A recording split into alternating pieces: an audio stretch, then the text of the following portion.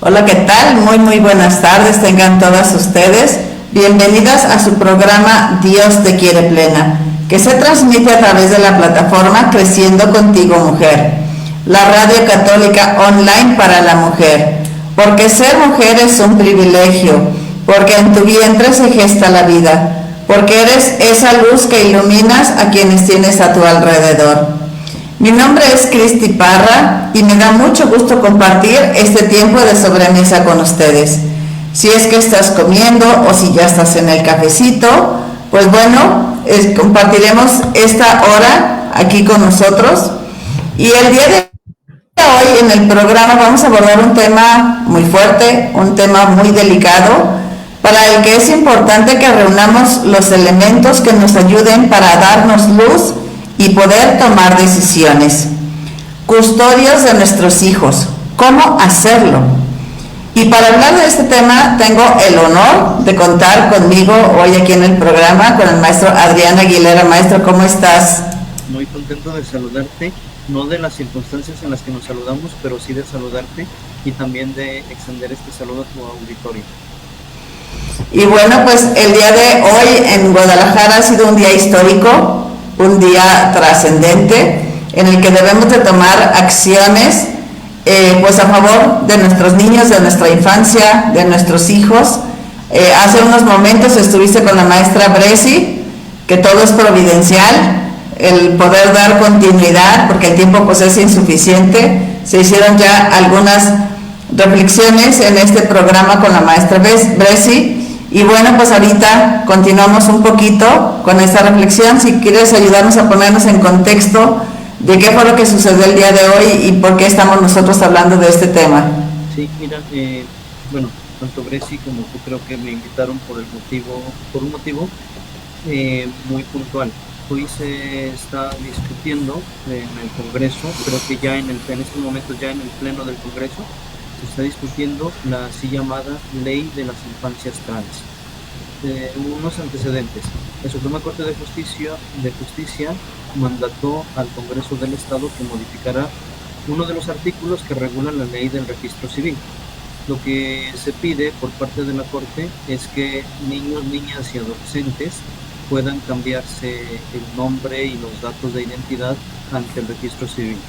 Y hay una cláusula que dice que si los padres o tutores no están de acuerdo con que los niños realicen ese procedimiento, entonces un representante del gobierno, de la Procuraduría de Niños, Niñas y Adolescentes, tiene que hacerse cargo para acompañar a los menores y llevarlos y que se haga realidad esto, que de hecho ya es posible aquí por una modificación al reglamento del registro civil que hizo el gobernador anterior, pero ya ahora no sería simplemente un reglamento que emanó del gobernador, sino que daría lugar a una ley que estaría consignada en el Código Civil del Estado de Jalisco y que entonces tendría un estatuto ya de una norma vigente que abriría la puerta pues a peligrosas consecuencias y quizá también a peligrosos experimentos con nuestros niños, adolescentes, etcétera. Entonces por eso estamos preocupados.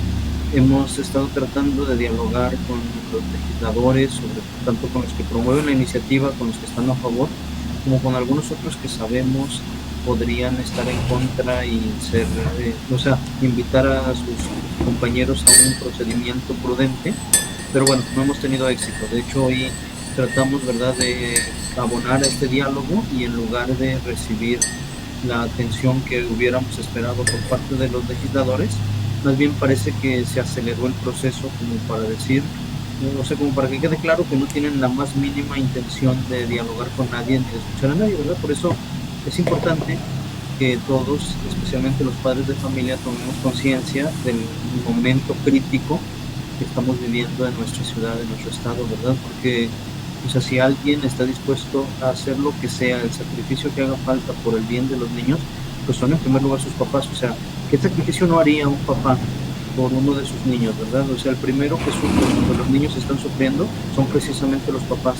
Y si hiciera falta dejarse sacar un ojo para dárselo a su niño, estoy seguro que no son pocos los papás y mamás que estarían dispuestos a hacerlo por el amor que les tienen los niños. Entonces, las autoridades no pueden ignorar digamos, esta norma tan arraigada en la ley natural. O sea, los papás son los primeros interesados en el bien integral de los hijos. Por lo tanto, cualquier legislación que ignore esta realidad fundamental es una legislación que atenta contra los fundamentos mismos del orden social. Y eso es lo que quizás ha hecho, ¿verdad?, que tanto Bresi como en este momento, en este programa, ¿verdad?, se nos abriera el espacio pues para hacer conciencia, para informar a las personas de cómo está la situación en estos momentos, de qué es lo que se está legislando y de la peligrosísima puerta que se abre. Y por eso tendríamos, ¿verdad?, todos, uno, que tener conciencia, dos, que orar, y tercero, que activarnos de la manera que podamos para hacer valer nuestros derechos como ciudadanos. Sí, porque la peligrosidad de que se legisle al respecto, igual corrígeme si estoy equivocada, pero hasta donde sé, el gobierno está autorizado solamente a hacer lo que está contemplado en la ley. Lo que no está contemplado en la ley no lo puede hacer. Pero por otro lado, lo que sí está en la ley, le toca promoverlo y difundirlo. Entonces, no es tan fácil como decir, pues que legislen y ya, el que lo hagan es otra cosa. Porque el hecho de estar en la ley implica que va a promover estas acciones y va a encauzar el presupuesto y va a encauzar esfuerzos y recursos para que esta ley se aplique. Y aquí es donde está, pues, la gravedad de este asunto, ¿no? Sí, claro, sí. Si algo se establece o si algo se reconoce como derecho de niños, niñas, adolescentes, claro que en la escuela, cuando se les enseñan a los niños sus derechos, se les tiene que exponer esto, ¿verdad?, que actualmente se está reconociendo. En este caso concreto, me parece que lo que alarma es que nosotros pensemos en la posibilidad de tratar a los niños como si fueran adultos responsables y conscientes, que son capaces de medir las consecuencias de sus decisiones, y que al mismo tiempo, por otros lados, se esté como luchando por reconocer al adulto como un niño que podría no hacerse cargo de ciertas decisiones que ha tomado. Me explico.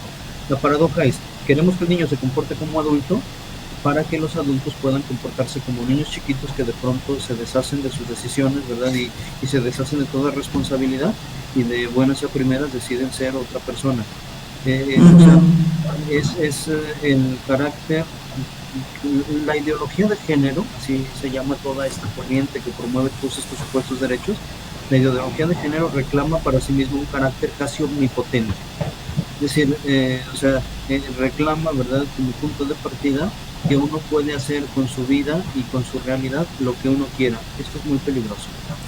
Así es, porque es hacer a un lado las leyes naturales, no digamos las leyes civiles, no digamos las leyes espirituales de la creencia, del credo que cada quien profese, sino es ley natural la que está omitiendo, ¿no? El pretender, como decías en el programa de Bresi, o sea, por más que se legisle que la fuerza de gravedad no existe, pues la fuerza de gravedad es natural y tiene una fuerza de atracción de todo, cualquier objeto hacia el centro de la Tierra, ¿no? Sí. Entonces, lo difícil y lo peligroso de esto es querer legislar contra esta ley natural universal. Claro, y es que, o sea, lo primero que tendríamos que ayudar a las personas es a ser capaces de reconocer la realidad y de reconocer y asumir las exigencias que nos presenta la realidad. Es decir, o sea, digamos, y creo que nos pasa a veces, ¿no? Empezamos a entrar a ciertas edades y por más que no queramos, ¿verdad?, tenemos que descansar un ratito después de comer, nos duelen las rodillas, o sea, ¿qué quisiéramos? Que sentirnos muchachos de 20 años, o sea, Sí. Pero la realidad es la realidad, o sea, por más que nos guste o no, hay cosas, ¿verdad?, positivas, cosas negativas, o sea, tenemos que ser capaces, parte de la madurez humana elemental consiste en la capacidad de reconocer la realidad y de asumir la realidad. El problema, ¿verdad?, de una posición ideológica es que ignora totalmente los datos de la realidad, ya no solo de la ley natural, sino de las exigencias más elementales, como son, por ejemplo, las exigencias biológicas. Se habla, a ver, tengo que ser claro, y tengo que ser también muy honesto en ese sentido, de esta iniciativa todavía no contempla procesos de hormonización y cirugías ofrecidas por parte del Estado a menores de edad, no lo contempla. hay un principio fundamental que siguen todos estos procesos, que está de alguna manera explicado en la ventana de Overton. O sea, tiene que ser paulatino, tiene que ser casi imperceptible, tiene que ser a un pasito para luego dar otro. O sea, eso está clarísimo. Pero, o sea, no se contempla todavía esto de tratamientos hormonales, supresores de pubertad, cirugías, no se contempla. Y sin embargo, sí se contempla un principio que abre la puerta a todo eso, el que la realidad biológica no tiene nada que decirnos. O sea, cuando hablamos, por ejemplo, de una cirugía de reasignación de sexo, estamos hablando realmente de una intervención manipuladora que modifica solo la apariencia exterior de las personas. Porque ¿cómo modificas los componentes cromosómicos, genéticos?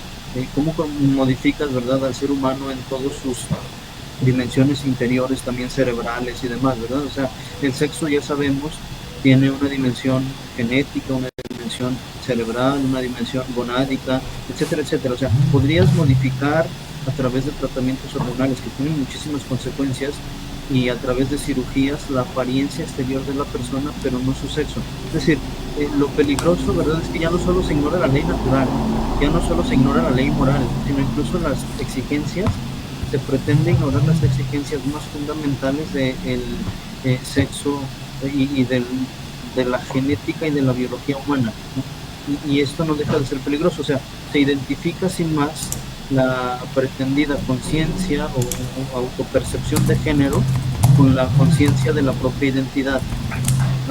La conciencia, la así llamada conciencia de género, no es más que un elemento que contribuye a la formación de la propia identidad, de la propia conciencia, pero no es la identidad de una persona. O sea, una persona no se define por la orientación sexual, ¿no? Ni por quién le atrae o quién no le atrae. O sea, una persona se define por muchísimos más elementos.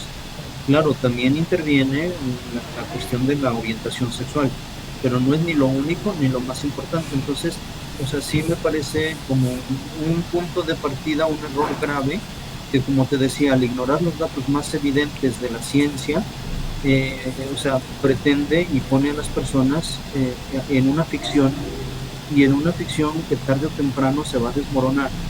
Por eso, cuando estamos hablando de niños, niñas y adolescentes, tenemos que tener muchísimo cuidado, porque lo que está en juego es su vida, lo que está en juego Así es es. el proyecto. Entonces, por eso los adultos, ¿verdad?, tenemos que ser muy cuidadosos, muy responsables, y por eso también tienen que implicarse los padres de familia. O sea, Sí, o sea, el cuidar lo que es inherente a nuestros hijos. O sea, ellos fueron creados en el vientre de la madre, y desde el momento de la concepción ya se forma diferente el cuerpo de un varoncito que el cuerpo de una niña. Y es algo que no podemos ignorar, ¿no? Y entonces, cuando hablan del sexo asignado a nacer, pues nadie lo asigna. O sea, ya es descubrir o es reconocer lo que ya es la persona, ¿no? O es un varoncito o es una niña. No jugamos adivinanzas, médicos y papás, en ese momento, ¿no? Entonces, cuando nosotros reconocemos lo que es esto inherente a la persona, ¿no? Es decir, pues este cuerpo habla de lo que es Cristina, y el cuerpo que estamos viendo habla de lo que es Adrián, uno como varón y otra como mujer, y no podemos alterarlo. O sea, me puedo pintar bigotes, pero sigo siendo lo que soy, ¿no? Y entonces yo creo que desde el hecho de querer legislar y cambiar el nombre, en una persona, pues trae un montón de dificultades. No es nada más como que tacho y ya. O sea, y yo lo noto, por ejemplo, cuando haces una tarjeta de crédito y quieren checar con tu CURP o quieren checar con tu acta de nacimiento, poner lo mismo Felipe de J que Felipe de Jesús.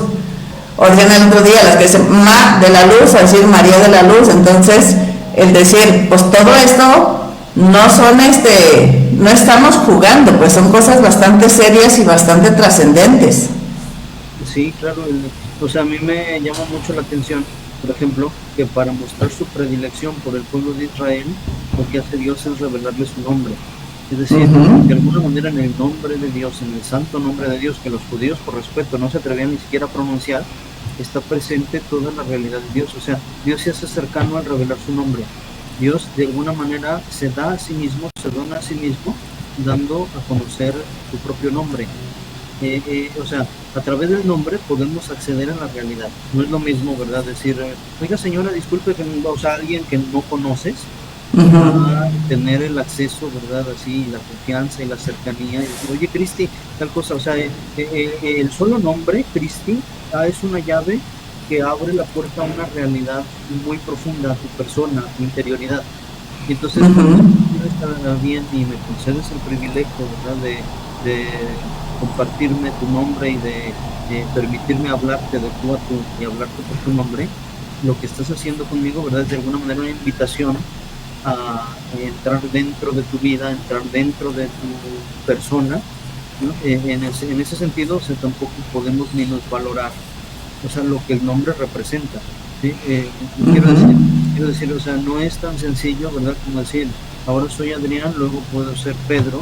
Nosotros contábamos, ¿verdad? Y que me disculpen, pero contábamos como una broma de como una monjita y que, o sea, quizás no es muy oportuno, pero se llamaba Sor Rita, ¿no? Sí. Decíamos Sor Rita, y entonces decíamos que no se fuera a cambiar el nombre, aunque sonara gracioso, mucho menos se fuera a poner Raimunda, ¿no? Así es. Entonces, no, quiero decir, o sea, cambiarse el nombre no es cualquier cosa, no es tampoco un juego, ¿no? O sea, sí. Lo que está en juego es la propia identidad, lo que está en juego es la propia realidad, lo que está en juego es una cosa que va mucho más allá de la propia orientación sexual y incluso de la propia autopercepción. Por eso, así es. O sea, digamos, a los niños, parte de la educación que deben recibir, me gustó mucho una definición de educación que escuché una vez, que decía que educar a una persona es introducirla en la realidad, pero introducirla en la realidad total, en la realidad completa. O sea, así es. Pienso que precisamente lo que los niños y jóvenes necesitan no es que nosotros le demos así como rienda, o les invitemos a darle rienda suelta a sus fantasías, a sus deseos, a sus aspiraciones subjetivas. Lo que necesitan es que les ayudemos a ubicarse, a parar, a poner los pies en la realidad concreta en la que viven, para a partir de allí dar pasos así decididos y consistentes hacia su realización personal. Y la realización de una persona es siempre la realización de un ser que está en relación con el mundo y con los demás. O sea, no podemos pretender que meternos nosotros en una burbuja y definir absolutamente nosotros la realidad conforme a nosotros nos la imaginamos, ¿verdad? O sea, más bien, nosotros tenemos que situarnos en el mundo real en el que vivimos, y parte del proceso educativo consiste precisamente en darnos las herramientas para enfrentarnos al mundo, para relacionarnos con las personas tal como es el mundo y tal como es el ambiente. Sí para influir, sí para mejorarlo, sí para contribuir a que sea más humano. O sea, digo, esto que estoy diciendo tampoco quiere decir que ignoremos situaciones de profundo sufrimiento. No. Hay personas, ¿verdad?, desgraciadamente, y las sigue habiendo aún en nuestro tiempo, que sufren muchísimo acoso, violencia, desprecio, discriminación. O sea, ahora, una cosa es la discriminación que pueda sufrir una persona, cosa que es gravísimo, lamentable y digno de todo rechazo, y otra cosa es hacer del sufrimiento de esa persona y de este caso de violencia o de discriminación, tomarlo como bandera para llevar adelante un proyecto ideológico que no está en función de esa persona, porque si no va conforme a la verdad de las necesidades auténticas de esa persona, nada más la está utilizando para sacar adelante otros propósitos, para llevar adelante otra agenda, para servir a los intereses de otros. Entonces, o sea, no se vale, de verdad no se vale lucrar con el sufrimiento de algunos para llevar adelante intereses de otros, para llevar así es. intereses impuestos desde las cúpulas del poder político y económico. Y aquí esta importancia que decíamos del nombre, yo recuerdo desde que mis hijos estaban en el kinder, o sea, si se llama Ana Cristina es Ana Cristina, no porque luego Cristianita, Rosy o no, hasta luego el gordito, o sea, si le pusiste el nombre es que tiene ese nombre. Y se me hace muy importante esto que mencionas de decir, el interés principal es la persona, o sea, desde su antropología, de lo que es su esencia, su bienestar, su salud integral. Y si hay acciones que van en contra de esta dignidad, en contra de este valor que tiene la persona, pues no podemos favorecerlas. O sea, si la persona trae una confusión, si la persona se siente herida o se siente humillada por las demás personas, pues no es para resaltar este dolor y decir, por esto tengo que conseguir tal otro, sino es decir, vamos viendo qué es lo que esta persona necesita para que pueda estar sano, para que pueda crecer tranquilo, confiado en que va a ser respetado como persona. Sí, eso es importante. O sea, Jesús nos enseñó a rezar todos los días, santificado sea tu nombre. Esto es a Dios, santificado sea tu nombre. O sea, como diciendo, Señor, concédenos la gracia de no usar mal tu nombre, de que, o sea, este privilegio que nos has dado, ¿verdad?, de conocer tu nombre y de relacionarnos contigo de tú a tú, no sea para nosotros ocasión de envanecernos y de actuar superficialmente y de utilizar tu nombre de una manera equivocada, de una manera desordenada. Bueno, pues yo creo que en un tiempo como el nuestro, quizás sería necesario también rezar, Señor, santificado sea tu nombre, y que yo también sepa hacer un buen uso de mi nombre. O sea, Así es. Me dé cuenta de la importancia y de la dignidad que tú me has dado al llamarme a existir como persona. Esto es muy importante porque yo creo que hoy se difunde una imagen del ser humano. O sea, por un lado tenemos esta tendencia que se llama antiespecismo. O sea, entre animales y personas no hay diferencia alguna. O sea, es lo mismo y entonces tienen los mismos derechos. Salvo que esté enfermito, ¿verdad? O que esté en proceso de gestación, entonces no tiene los mismos derechos de, a lo mejor, un animalito que puede experimentar sufrimiento y que entonces habría que cuidar y proteger y hacerle clínicas y reconocerle, como dijo una señora. Yo es que sí estoy a favor de los derechos humanos de los animales, madre mía. Por Dios. Quiero decir, o sea, hoy por un lado nos dice que no hay diferencia y que tendríamos que borrar esa idea de que los seres humanos estamos por encima de las otras especies animales. Es esa confusión tan tremenda por un lado, pero por otro lado, esta idea de que el ser humano es simplemente un individuo que está como llamado a vivir de acuerdo a sus impulsos. O sea, que no tenemos otra norma de comportamiento que nuestros impulsos. Y que en ese sentido, si yo me siento inclinado en una determinada dirección, no me queda otro camino más que dejarme llevar. Y que si pongo, porque mi conciencia me lo pide, algún límite, algún freno, eso redunda en una existencia que no vale la pena, que es fuente de frustraciones y que es simplemente un infierno ya en este mundo.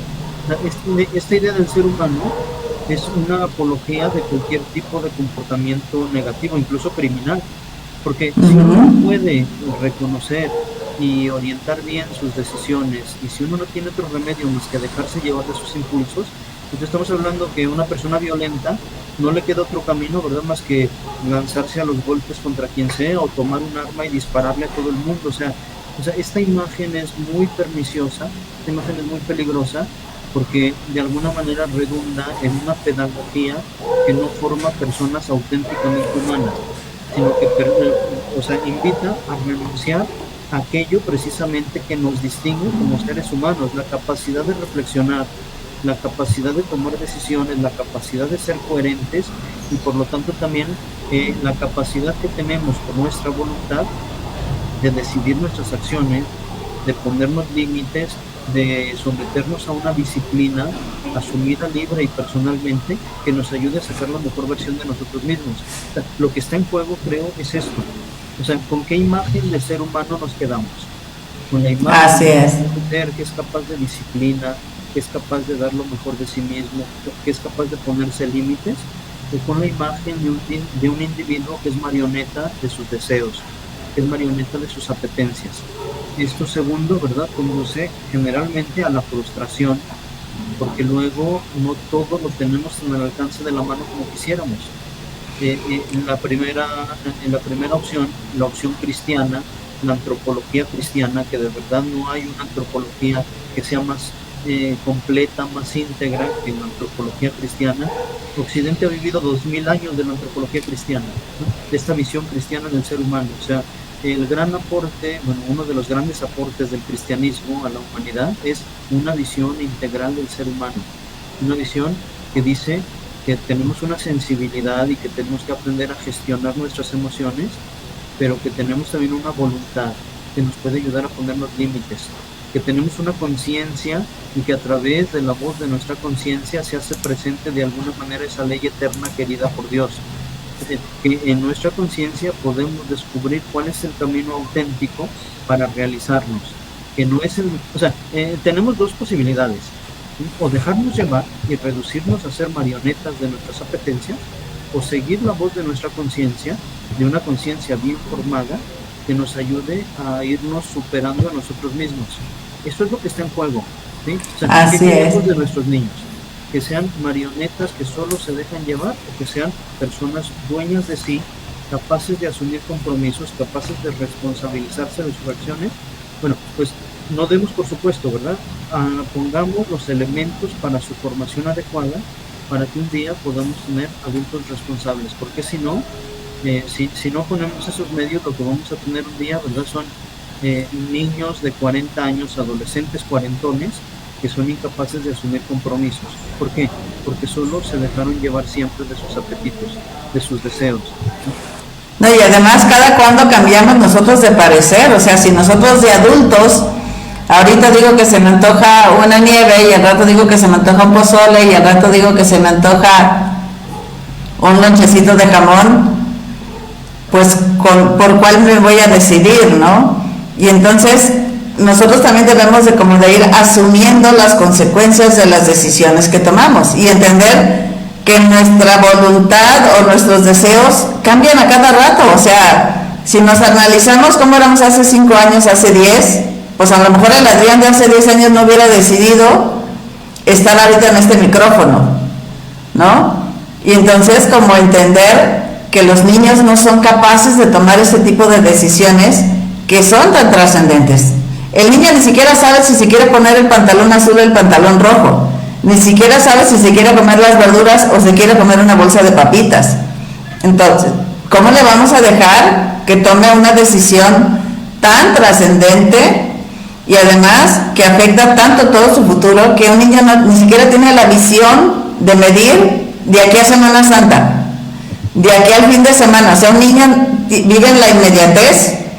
Un niño no tiene la capacidad de pensar así como en el tiempo, ¿no? De aquí a que termine quinto, de aquí a que termine sexto, de aquí a que termine este mes siquiera, ¿no? Sí, es cierto, hay como cosas quizá un poquito más permanentes, pero que tampoco son así como definitivas, ¿no? Por ejemplo, sí, la percepción quizá de la propia orientación sexual suele ser más permanente. O sea, no es tan veleidosa como de que ahora tal cosa, luego tal otra, luego tal, pero aún con eso, los especialistas, sobre todo los que tratan adicciones, pienso por ejemplo en la adicción al sexo o a la pornografía, se dan cuenta que las personas que entran en cierto radio de ciertas experiencias, en el radio de ciertas experiencias, sí que pueden ir cambiando, ¿verdad?, de digamos, de una orientación a otra en sentido distinto.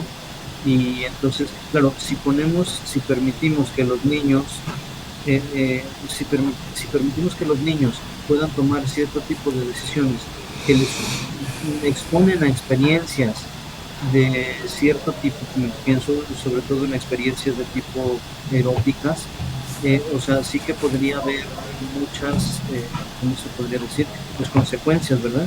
Bastante severa, sí. Hablando, ¿verdad?, de algo en lo que los papás deberían estar así como con mucho cuidado de qué es lo que escuchan, qué es lo que ven. ¿A qué están expuestos sus hijos, no? A qué están expuestos, ¿verdad? Porque si empezamos por normalizar cualquier tipo de comportamiento y si canonizamos la propia subjetividad, la propia autopercepción como definitiva para decidir la orientación y para decidir las decisiones, entonces estamos exponiéndolos a situaciones perniciosas, ¿no? Por eso, o sea, yo digo, cualquier papá la mayoría, sí hay excepciones, desgraciadamente, pero hablo de la mayoría, de la constante. Cualquier papá estaría dispuesto a darle lo mejor a sus hijos. Cualquier papá Así es. busca lo mejor para sus hijos. ¿Y qué es lo mejor? O sea, ¿qué es lo mejor para un niño? Lo mejor no es un celular, lo mejor no es una televisión, lo mejor no es un coche de tal o cual marca. Lo mejor es un papá amoroso, responsable, cuidadoso, que está así 365 días, 24/7, buscando lo mejor para su hijo. Todavía más, lo mejor que le pueden dar los papás a sus hijos son un papá y una mamá que están otra vez 364 días, 24 horas a la semana, buscando entre los dos la manera de poner las condiciones para que sus niños se desarrollen íntegramente.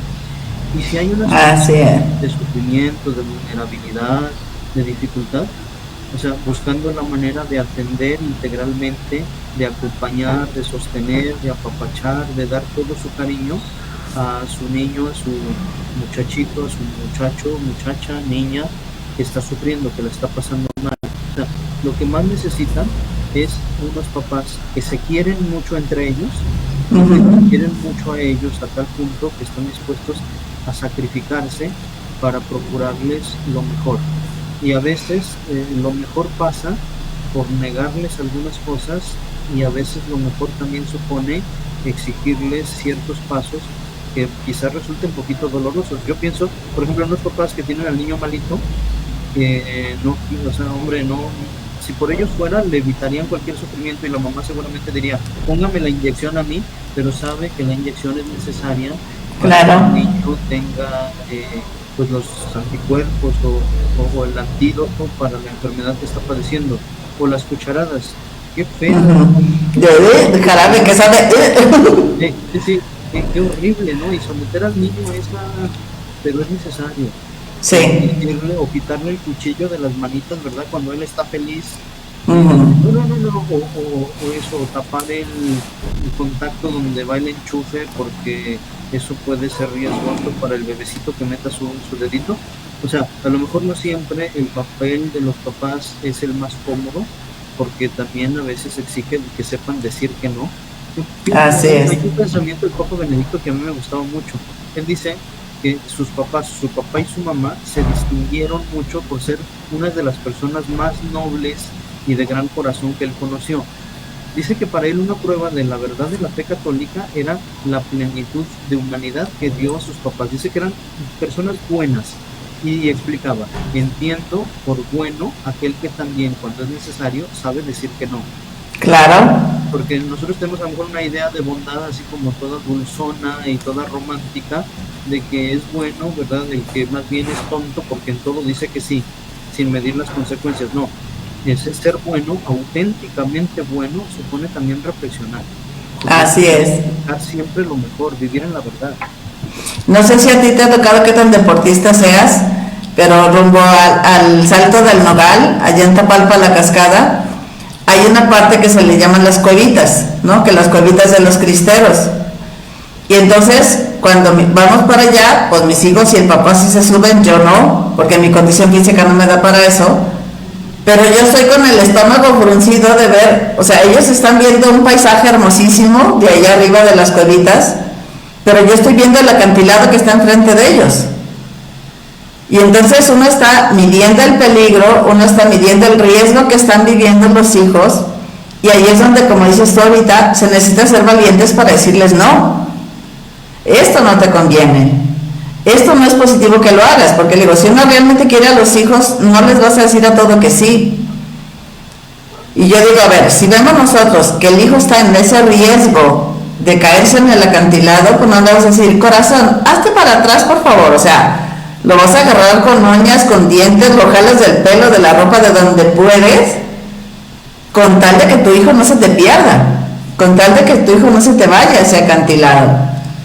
Y entonces es importante el crear esos canales de comunicación, el crear esa confianza en los hijos, crear ese vínculo, ese apego, para que en el momento que tu hijo tenga alguna duda, que tenga alguna confusión, pues tenga esa confianza de externártela y poder actuar muy a tiempo antes de que las cosas se vayan creciendo se vayan empeorando, porque cuando hay estas situaciones de conflictos de identidad y demás, pues la persona no cambia su esencia, para empezar, ¿no?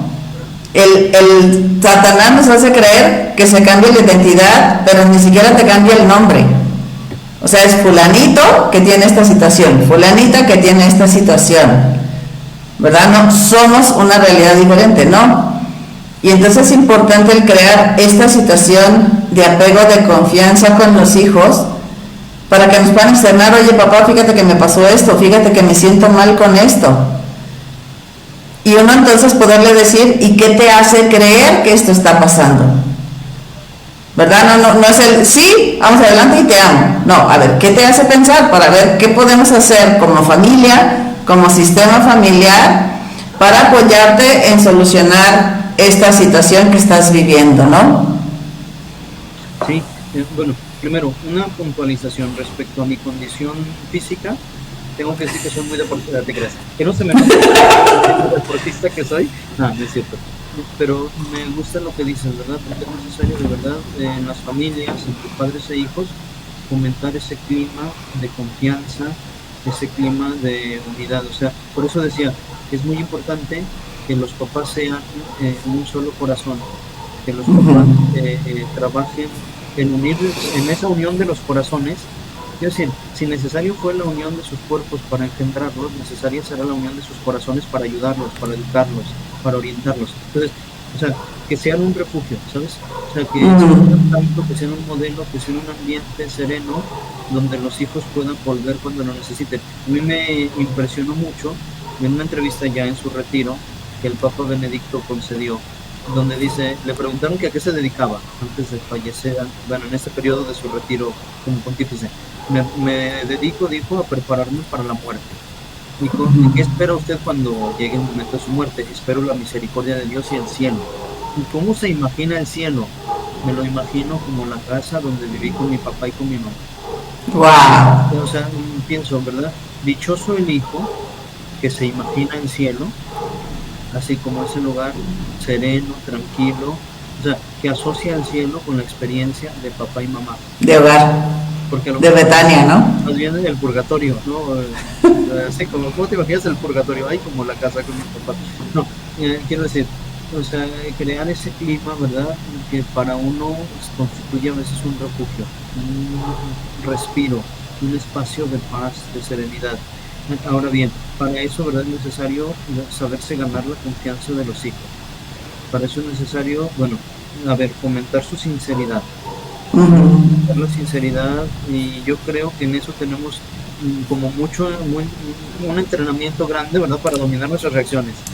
Porque, o sea, nos cuenten lo que nos cuenten, tendríamos que ser capaces de dominarnos. Mejor que nos digan, ¿sí? A que no tengan esa confianza como para expresar aún las cosas que nos puedan parecer más grotescas y más graves, es mejor que las sepamos, porque además de que los queremos, tenemos la experiencia para tratar de poner los medios para darle solución, porque si los dejamos a merced de su inexperiencia, van a un error, van a querer salir de un error con otro error peor, y así van a ir cavando, ¿verdad? Como un hueco cada vez más radical, más drástico, y después quién sabe si puedan salir los pobrecitos. O sea, por eso, fomentar su sinceridad, y para eso, ¿verdad?, tener mucho dominio de nosotros mismos, y luego actuar con mucha discreción. O sea, a lo mejor están chiquitos, ¿verdad?, y para nosotros nos parece una simpleza lo que nos están diciendo, pero para ellos es un asunto así como muy importante. Claro.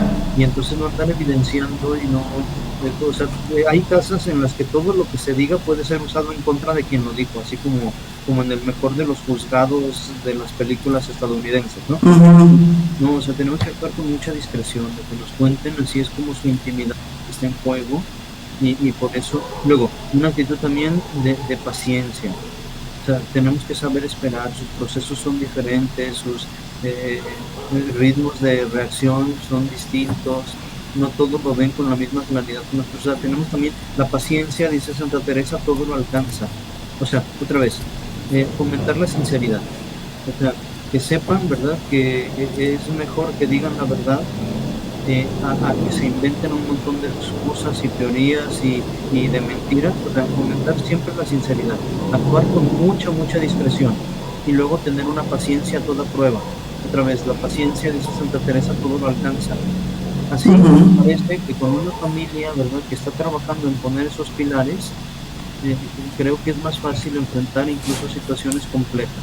Porque en el tema que tomamos hoy como punto de partida, es una realidad muy compleja, o sea, no es, o sea, como, digamos así, en cuanto a la causa o en cuanto a la manera de enfrentarla, no hay una receta sencilla, ni es que sea como ocasionada por un elemento, así que si lo quitamos ya se acabó la situación. No.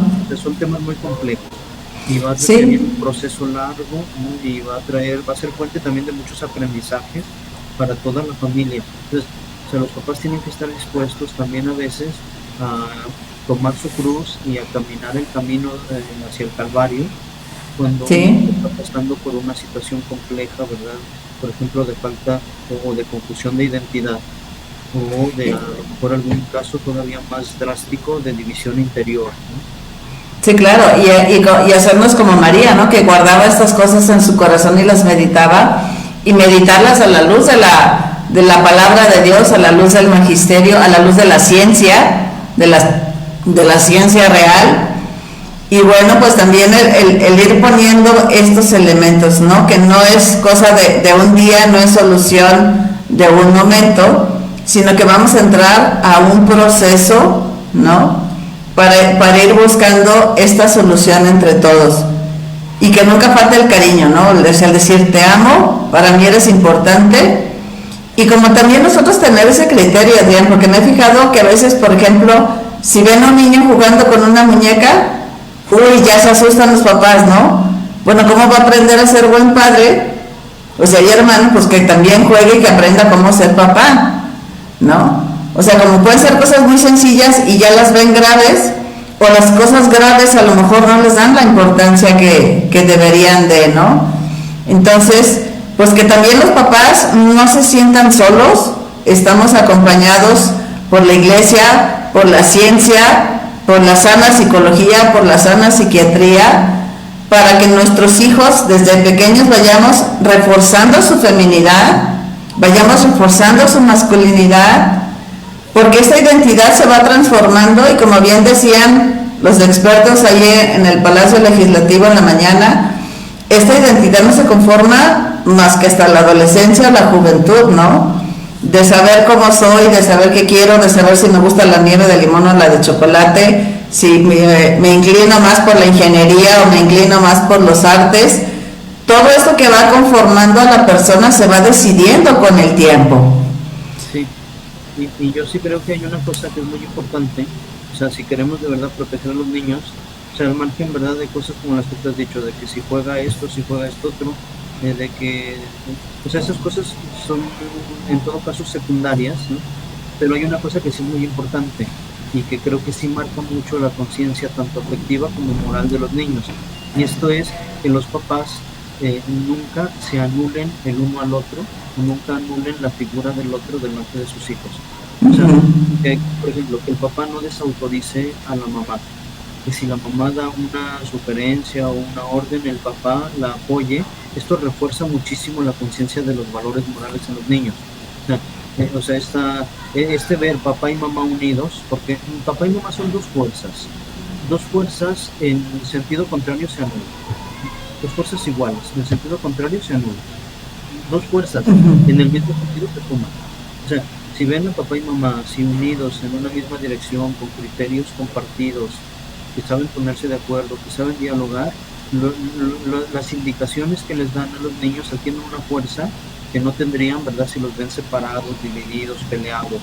Y la otra cosa, la mamá que no hable nunca mal de su esposo delante de sus niños, ¿verdad?, porque podría derrumbar la figura paterna que es tan necesaria para su formación afectiva. O sea, Claro. que a lo mejor me decía una señora, bueno, es que si usted conociera al viejo que me tocó, yo dije, pues le salió unas azucaritas o qué. Así lo elegiste, ¿no? No le salió unas azucaritas, o sea, para empezar no le tocó, o sea, como que, a ver, vamos a rifar este viejo que nadie lo quiere Y entonces, yo una vez me gané un puerco en un rancho, o sea, fui, había una rifa y compré un boleto y me gané un puerco. Bueno, yo dije, ¿qué voy a hacer con el puerco, no? No, pero no fue este el caso de la señora esta. O sea, ella no se lo ganó en una rifa al señor, ¿no? Sino que después de un proceso, se supone, de discernimiento, ella decidió casarse con él. Bueno, no salieron las cosas como esperaban. A veces no salen las cosas como esperábamos. Y a lo mejor, sí, el señor tiene defectos, sí ha cometido errores, lo que sea, ¿no? Bueno, muy bien, necesita ayuda, necesita desahogarse. Claro, o sea, yo eso lo entiendo. Que busque ayuda con alguien que le puede brindar ayuda. Así es. Alguien que está capacitado y que tiene la madurez necesaria, ¿verdad?, para escucharle y de pronto orientarle, aunque sea de una manera sencilla.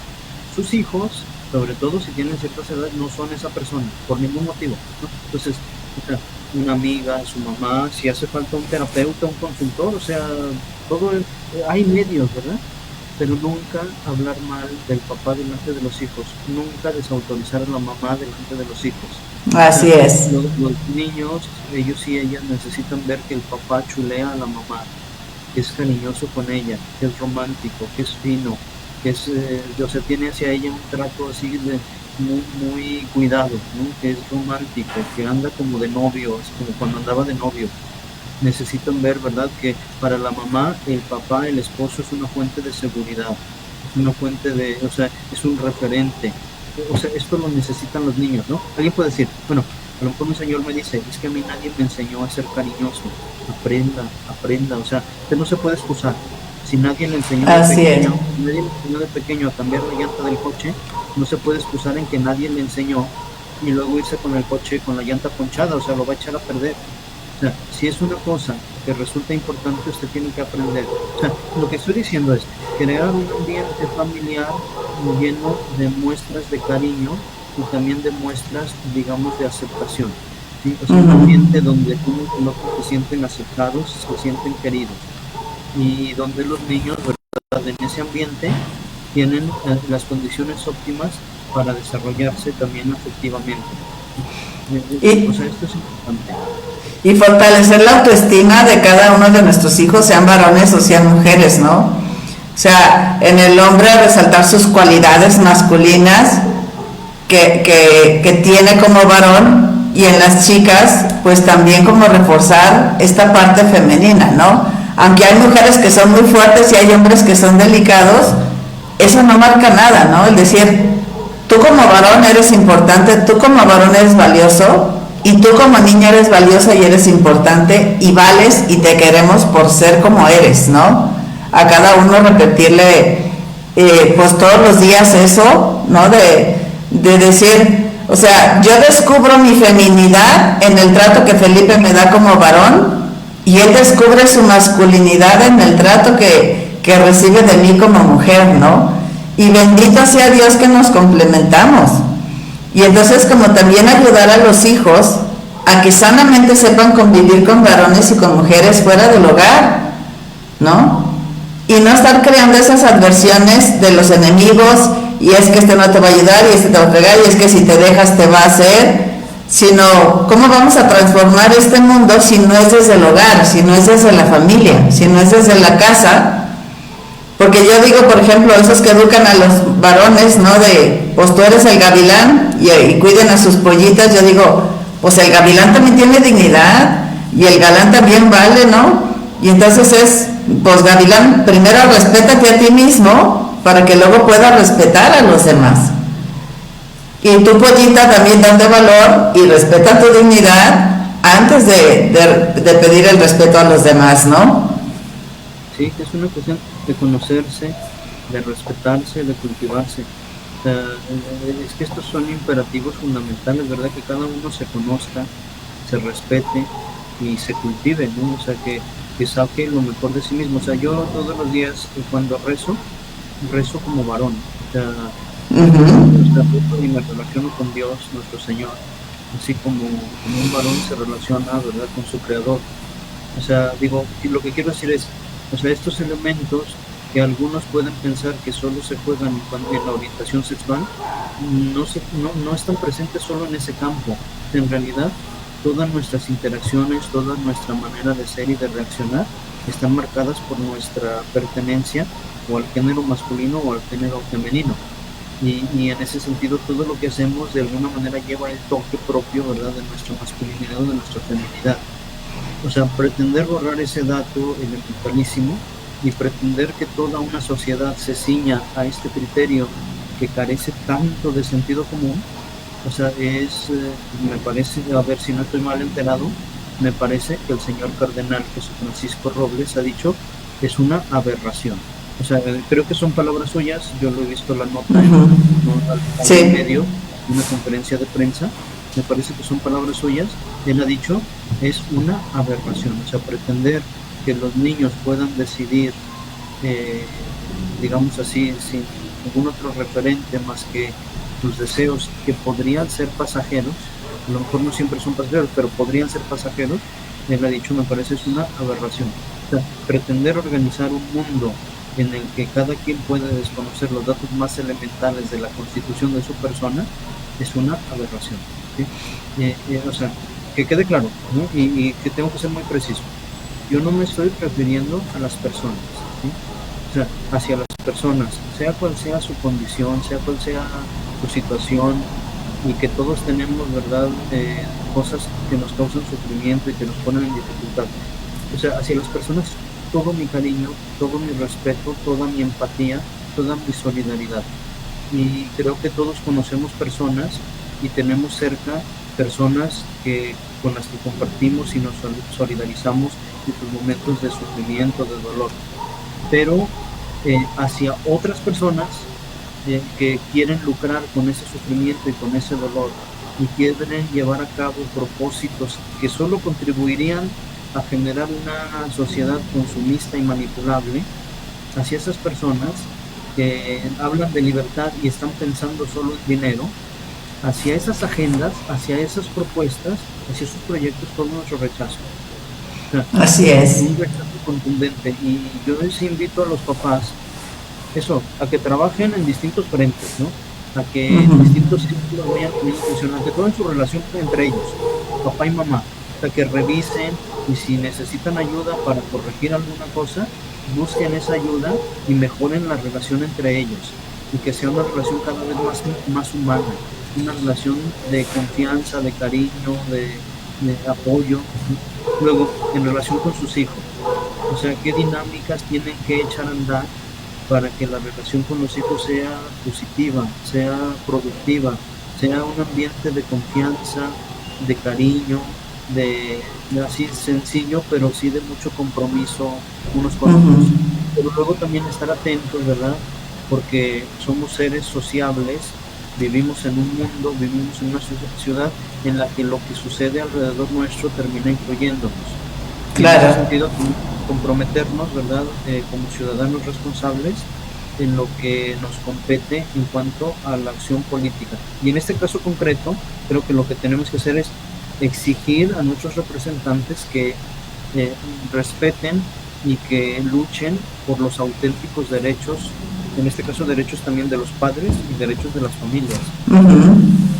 Así es, porque lo que pretenden es que si los papás no apoyan a los niños en estos derechos, en estos caprichos, dijéramos de alguna forma, pues entonces el Estado los hace a un lado y decide por ellos, cosa que no cabe, definitivamente no cabe, ¿no? Entonces, que también seamos valientes los papás, los invito a informarnos, a conocer todo lo que está sucediendo y no creamos que tanto es tantito, o sea, son cosas bastante graves, son cosas trascendentes que nos van a afectar a nosotros y además vamos a rendir cuentas a nuestros hijos y cuando lleguemos allá de lo que hicimos por las siguientes generaciones.